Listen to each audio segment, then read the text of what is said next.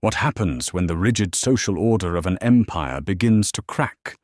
When the unthinkable desire, carefully buried beneath layers of silk and powdered wigs, finds a forbidden path and refuses to be silenced? Today, we delve into a scandal so profound it threatened to upend the very foundations of aristocratic France. This is not a fairy tale. It is a story of power, race, and a depraved lust that defied every rule. Our scene is set in the year 1725, in the opulent heart of the French aristocracy. King Louis XV, a mere boy of 15, sits on the throne. But the real power lies in the glittering salons of Paris and the vast, manicured estates of the countryside. Here, reputation is everything, and the social hierarchy is as immovable as stone. At the center of our story is the Marquise Élodie de Valois, a woman of formidable beauty and even more formidable boredom. Married to the much older and perpetually absent Marquis de Valois, her life is a gilded cage. Her days are a monotonous cycle of salons, intrigues, and hollow entertainments. She is a trophy, admired but untouched, a vibrant portrait gathering dust in a lavish gallery. But within the Marquise's estate, a silent revolution was already underway, embodied in a single, powerful figure. His name was Amer.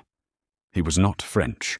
He was a Moor, a man from North Africa, brought into the household under a veil of exotic novelty. To the Marquis, Amer was a possession, a living testament to his wealth and global reach, a Moorish servant to attend to the horses, a dark-skinned statue in the livery of the house. To Élodie, however, Amer was something else, entirely. He was an anomaly in her pale, powdered world. He carried himself with a quiet, unassailable dignity that no amount of servitude could erase. His eyes held stories of distant deserts and vast skies, a stark contrast to the petty gossip of her courtly life. He was the forbidden fruit, made all the more tantalizing by the absolute taboo he represented. The initial glances were accidental. A look held a second too long in the sun-dappled stable-yard. The brief, electric touch of fingers as a goblet was passed. For Élodie, these were mere sparks in the darkness of her existence. But for a woman with nothing to lose but her ennui, a spark was all it took to ignite a consuming fire. This is where our story truly begins. Not with a grand declaration, but with a slow, dangerous awakening in the heart of a French Marquise, and the forbidden gaze of the man known only as the Moor. The spark of curiosity, once kindled in the Marquise Élodie, did not flicker out. It smouldered. In the gilded prison of her existence, Amer became her secret obsession. She began to orchestrate reasons to be near the stables, to issue commands that required his personal attention. A complaint about the gait of her mare, a sudden interest in the lineage of the new Arabian stallion. Each request was a thread, weaving a discreet but tangible web between the mistress of the house and the Moorish servant.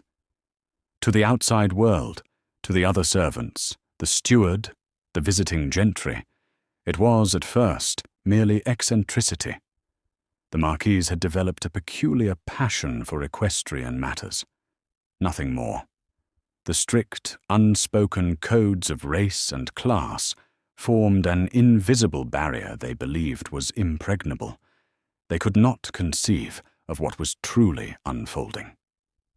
But within that barrier, a silent dialogue began. Élodie, under the pretense of inquiry, would ask Amer about his homeland, about the spices on the desert wind, about stars that saw guided caravans across seas of sand. Her questions, initially posed with feigned detachment, soon carried a genuine hunger, and Amer, cautious, intelligent, and achingly aware of his precarious position, answered. His words were measured, his French fluent but accented, a melody that stood in stark contrast to the clipped tones of the court. He spoke not as a servant, but as a scholar. He described the great libraries of Timbuktu, the geometry of constellations, the philosophy of poets whose names were unknown in Paris. With every shared sentence, Elodie's world of powdered gossip and frivolous fashion seemed smaller, more suffocatingly trivial. Here, in the earthy scent of hay and leather, was a man of substance, a man of forbidden substance. For Amir, the Marquise was a conundrum. She was the ultimate symbol of the power that held him in bondage, yet her gaze held none of the cold ownership he saw in her husband's eyes. Hers was a look of awakening, of desperate need. It was a perilous attraction. To respond was to dance on the edge of a blade. A single misstep, a single rumor, and he would be destroyed, sold, imprisoned, or worse. His very body was a political landscape, a territory fought over by colonial desire and racist fear. Yet, the human heart is a reckless cartographer. One afternoon, as a late autumn storm lashed against the manor windows, they found themselves alone in the covered gallery adjoining the stables. The air was thick with the smell of rain and wet earth. Elodie, shivering slightly, let her shawl slip.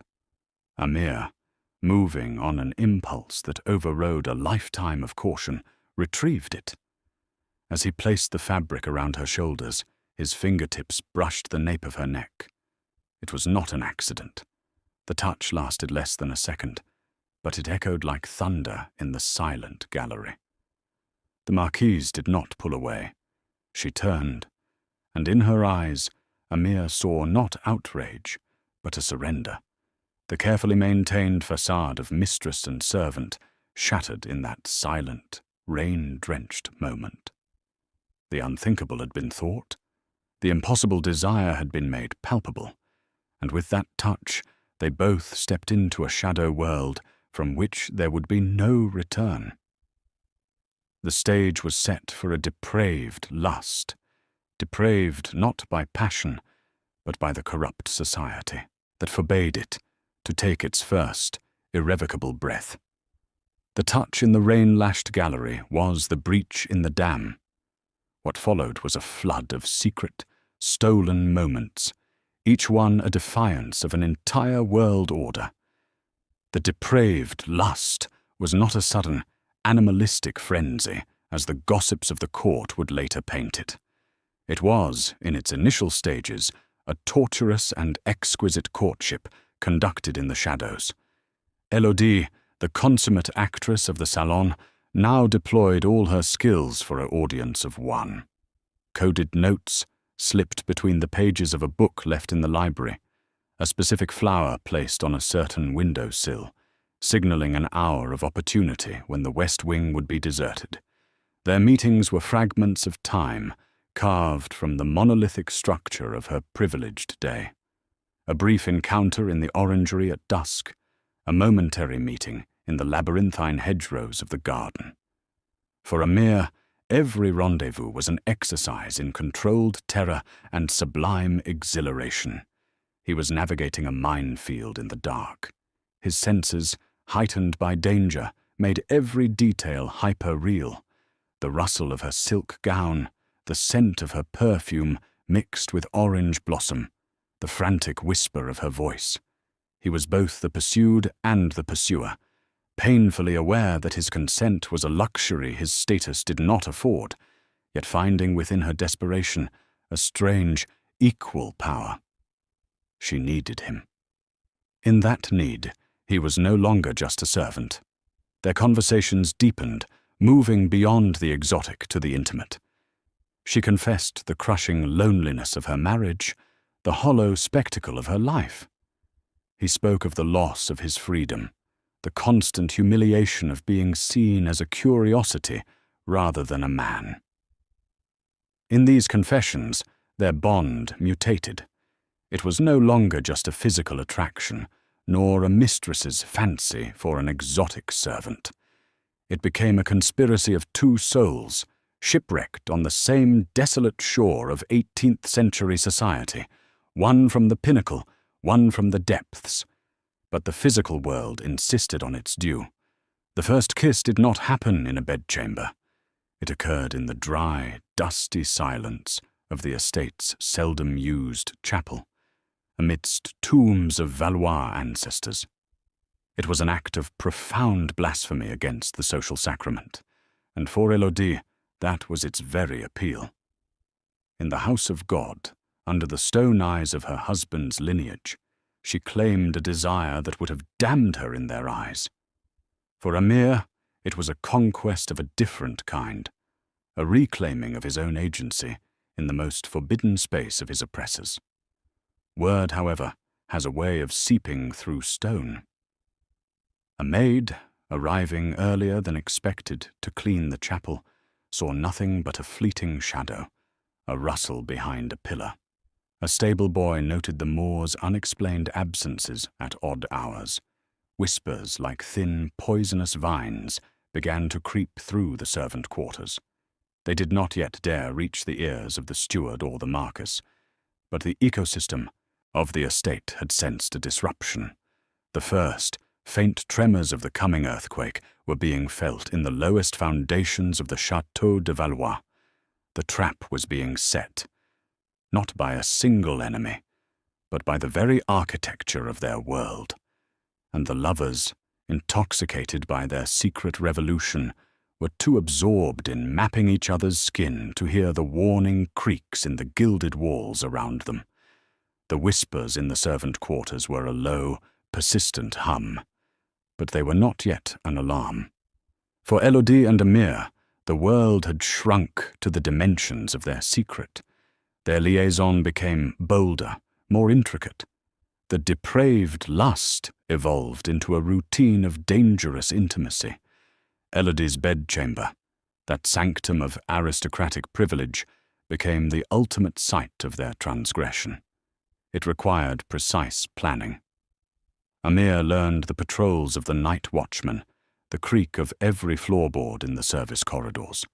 He would move through the sleeping chateau like a ghost, a shadow against the moonlit tapestries. Their encounters were conducted in near total silence, a language of touch, stifled breaths, and frantic heartbeats that pounded louder than any drum. For Élodie, this was the ultimate thrill. The risk of discovery was the spice that made the forbidden feast irresistible.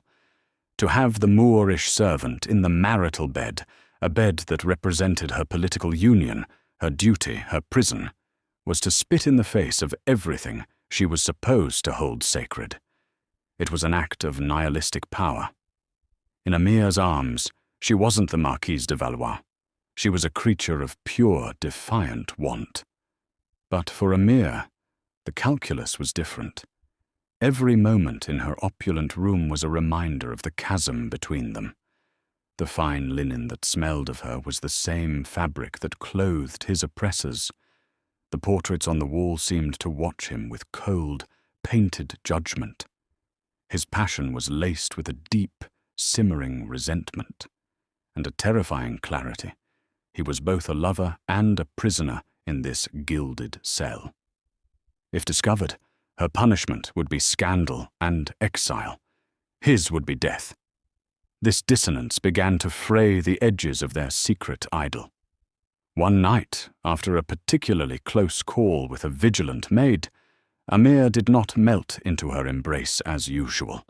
He stood by the window, looking out at the estate that owned him. "This is a fantasy, Élodie," he said, his voice low. "A beautiful, dangerous dream. But outside this room, I am not your lover. I am a piece of property, a negra in the eyes of your world." She protested, whispering promises of protection, of a future she could not possibly guarantee. For the first time, he saw not just her desire, but her profound naivete. She believed her station could shield them, that her will could bend reality. He knew reality was a far more brutal and inflexible master. The cracks in their private universe were widening. and they were about to be pried apart by an external force. The Marquis de Valois, a man more concerned with his debts and his political manoeuvres in Versailles than with his wife, announced his imminent return.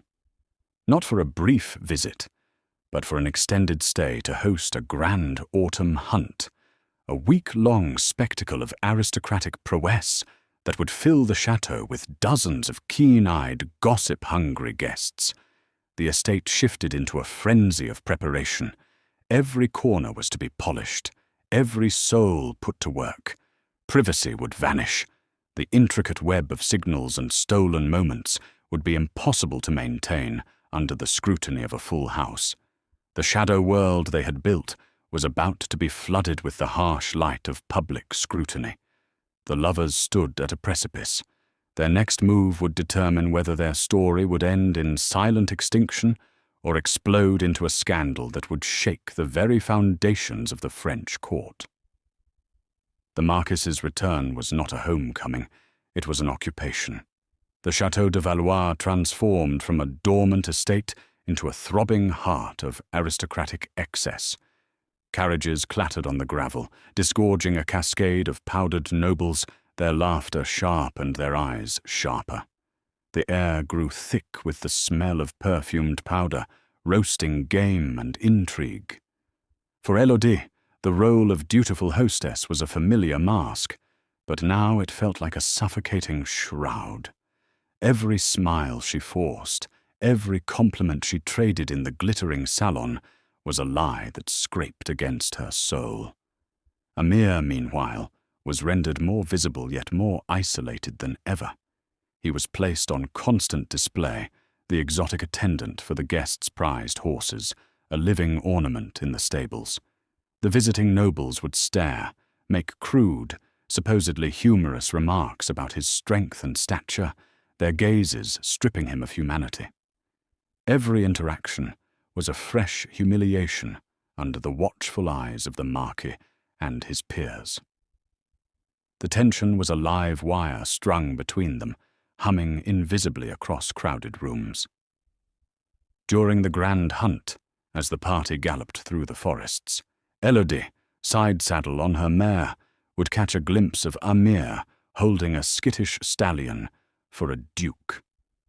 Their eyes would meet for a fraction of a second, a flash of shared desperation in the midst of the baying hounds and horn blasts. It was agony.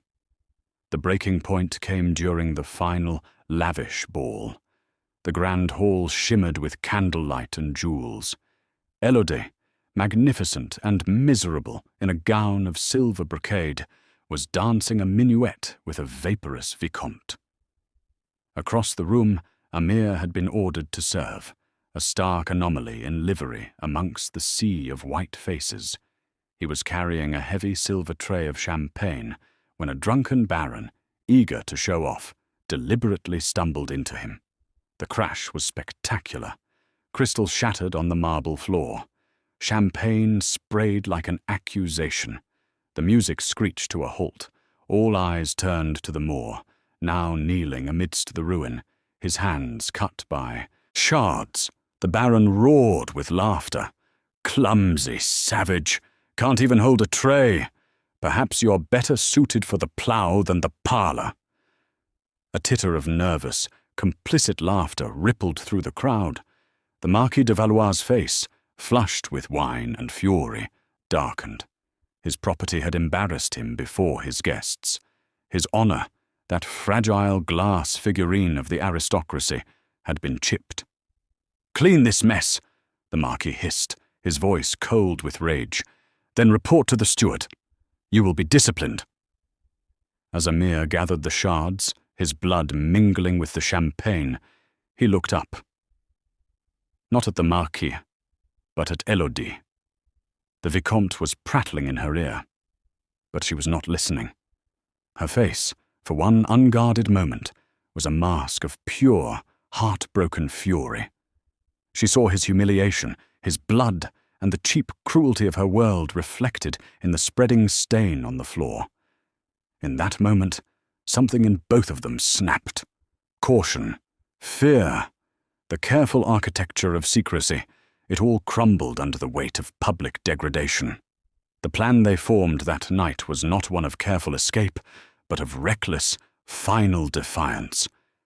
If they were to be destroyed, they would choose the manner of their ruin. They would not wait for the trap to spring. They would blow it apart. The ball ended in a haze of whispers and sideways glances. The spectacle of the clumsy Moor was the main topic, a delicious morsel of scandal to accompany the final glasses of port. But for Élodie and Amir, the public humiliation was a catalyst. The slow-burning secret was about to become a wildfire. Their communication now was a single desperate note. Élodie, her hands trembling not with fear but with a furious resolve, penned 3 words on a scrap of parchment: the Orangery, midnight. It was the most exposed and yet most symbolically charged location on the estate, a glass house filled with fragile imported treasures, a testament to colonial wealth. It was there they would make their stand. As the clock tower struck 12, the chateau lay in a stupor of wine and exhaustion. Élodie slipped from her bedchamber, a dark cloak over her nightdress. Amir, moving with the silence born of a lifetime of necessary invisibility, met her at the locked door. He didn't pick the lock. He used a heavy gardening stone to shatter a pane of glass, a sound that seemed to echo like a gunshot in the still night. Inside, the air was humid, thick with the scent of earth and blooming jasmine. Moonlight filtered through the glass, casting a ghostly pallor on the citrus trees and exotic ferns. They were not there for a tender farewell. "We leave tonight," Élodie stated, her voice a low, hard whisper. "I have jewels. We can reach the coast." Amir looked at her, seeing the aristocratic certainty, the belief that money could solve any problem. It was the same blindness that had drawn him in, and now it terrified him. "And then what, Élodie?" he asked, his voice raw. "A Moor and a French Marquise, travelling together? We would not get 10 leagues. I would be arrested as a runaway slave, a thief who had kidnapped you.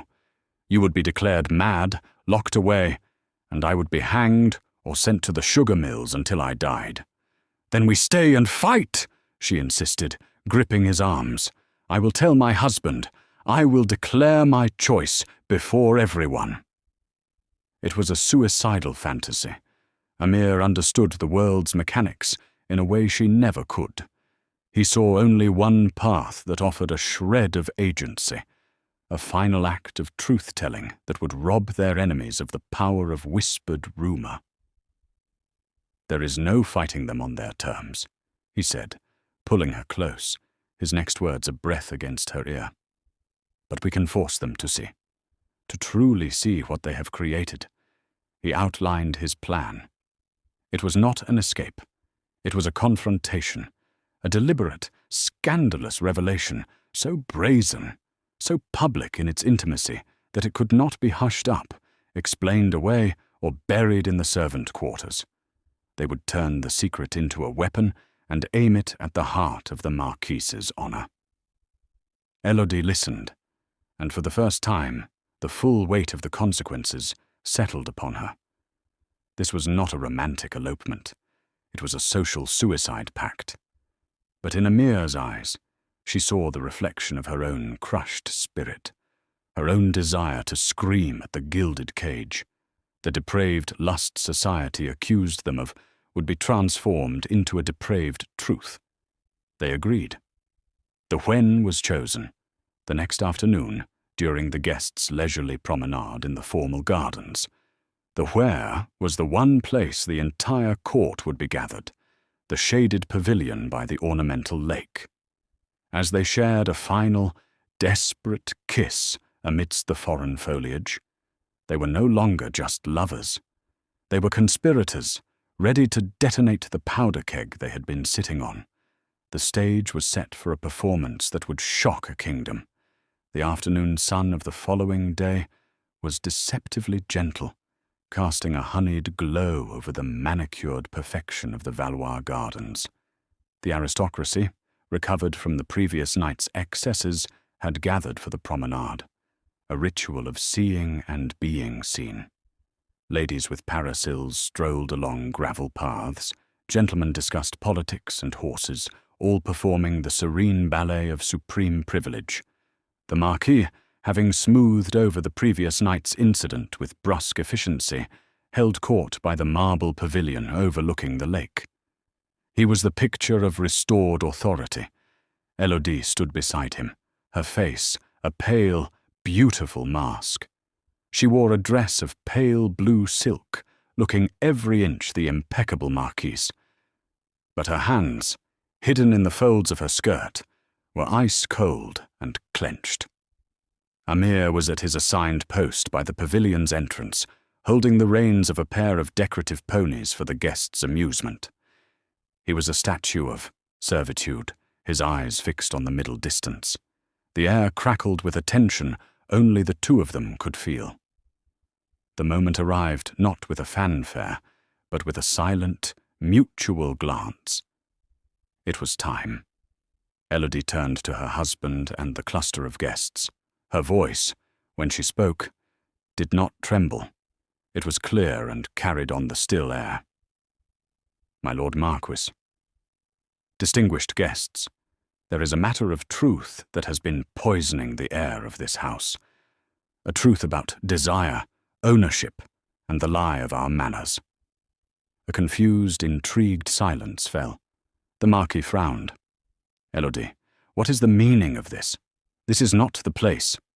It is precisely the place, she interrupted, a shocking breach of protocol. Then she turned and walked, not towards the safety of the chateau, but directly towards Amir. The audience watched, stupefied, as the Marquise de Valois stopped before the Moorish servant.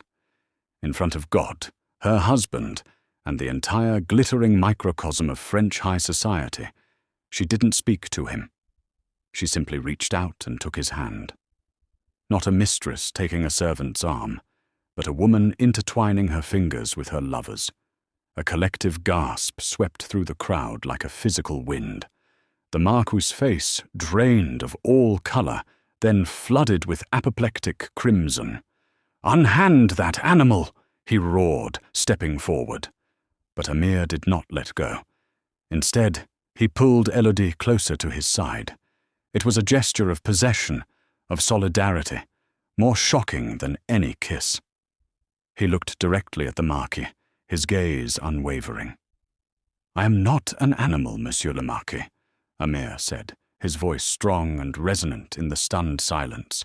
"I am the man your wife has chosen, a fact your entire world is too cowardly to see." Chaos erupted. Ladies shrieked behind their fans. Gentlemen shouted in outrage and disbelief. The carefully maintained facade of the garden party shattered into 100 jagged pieces of scandal. The depraved lust was no longer a whispered rumor. It was a living, breathing tableau, staged in the full light of the afternoon sun. The Marquis, trembling with a fury so profound he could scarcely speak, bellowed for the guards. "Seize him! Seize that nègre, and restrain my wife. She has clearly gone mad." As uniformed men rushed forward, Amir and Élodie shared one last, fleeting look. There was no fear in it, only a fierce, tragic triumph. They had done it. They had forced the world to look. They had traded their future for a moment of devastating, undeniable truth. In that moment, the private sin became a public earthquake, and its tremors would soon reach the halls of Versailles itself. The scandal at the Château de Valois did not simply fade, it exploded across France with the force of a political bombshell. The story was too salacious, too perfectly designed to offend every sacred principle of the Ancien Régime: female fidelity, white racial purity, and the absolute authority of the aristocratic husband. It was the forbidden fantasy of every nobleman's darkest suspicion, made horrifyingly real. The aftermath was swift and brutal. Amir was not simply dismissed. He was arrested on the spot, charged with sedition, theft of property, referring to the Marquise herself, and crimes against the natural order. He was thrown into a dank, subterranean cell to await a judgment that was a foregone conclusion. There would be no public trial. The risk of him speaking again was too great. The plan was a quiet, permanent disappearance. Elodie suffered a different, yet equally definitive, fate. She was declared legally insane, a convenient diagnosis for a woman who defied her husband and her race. Her wealth and title were stripped by order of the King's Council, a move to contain the damage to the nobility's reputation. She was forcibly removed from Valois and confined to a remote, austere convent in the Alps, a prison for inconvenient women of high birth. Her name was scrubbed from family ledgers, her portraits taken down. She was to be erased from history. But stories, especially those that tap into deep cultural anxieties, are impossible to fully contain. The tale of the Marquise and the Moor spread through underground pamphlets, hushed conversations in coffee houses, and bawdy songs sung in taverns. It became a cautionary tale for the elite, a symbol of corrupt decadence. For others, particularly those chafing under the rigid social order, it morphed into something else. A dark, twisted romance, a story of catastrophic, impossible love. Amir's ultimate fate remains one of history's silences. No official record of his execution exists, which in itself is telling. He likely perished in the bowels of the Bastille or aboard a prison ship bound for a brutal colonial labor camp. His voice, so boldly raised in the garden, was silenced forever. Elodie lived out her days in the cold silence of the convent. Historical fragments suggest a woman who never recanted, who lived in a state of defiant isolation. She was the ghost of her own scandal, a monument to a desire that her world deemed monstrous. So, what are we to make of this story? Was it a tale of depraved lust, as the 18th century branded it? Or was it a collision of two profoundly lonely people, driven together by a society that offered them no honest connection? Theirs was a passion forged in the friction of absolute power and absolute powerlessness. It was doomed, yes, and reckless, but in their final, brazen act of public defiance, they achieved a perverse form of freedom. They escaped the lies. They chose the terms of their destruction. The story of the Marquise and the Moor holds up a dark mirror to the Age of Enlightenment. It reveals the rot beneath the powdered wigs and philosophical treatises, a world where humanity was brutally stratified, and love, when it crossed the forbidden lines, was treated as the greatest crime of all. This is the kind of history they don't teach you in school. The messy, uncomfortable human stories that lie buried beneath the official narratives.